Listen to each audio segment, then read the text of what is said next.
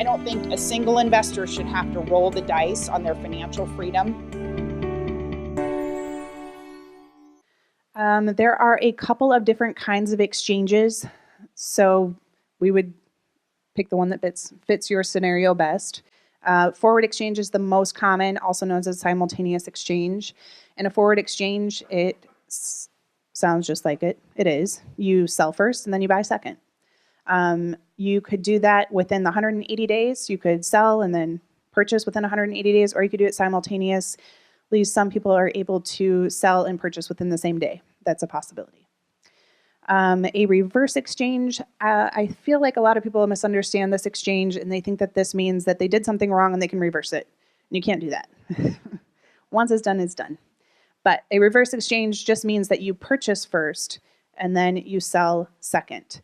So in order to do this, we have to set up a special purpose LLC. We take title to the property that you are purchasing, and then we wait for your relinquished property to sell. And you have 180 days, just like you would with the other timelines, to sell that relinquished property. That money comes into the exchange and we pay you back for your purchase.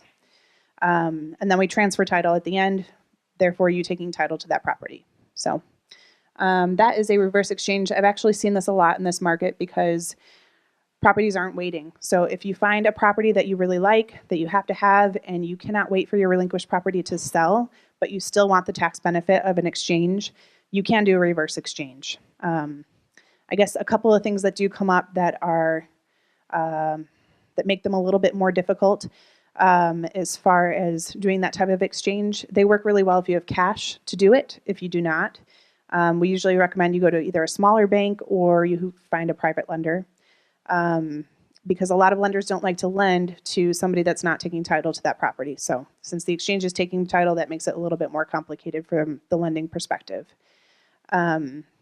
Another thing that can be a little bit tricky with these is if you do not sell your relinquished property within 180 days, your exchange dies, and then you now own two properties, and you're really, yeah.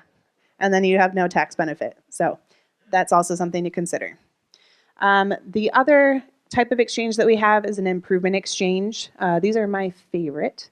An improvement exchange allows you to sell your relinquished property and then purchase a property that needs some improvements. So your ultimate goal is to purchase equal or up in value.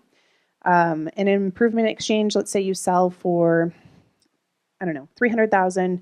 You find a property for $200,000 that could use about $100,000 worth of work. So we enter into an improvement exchange.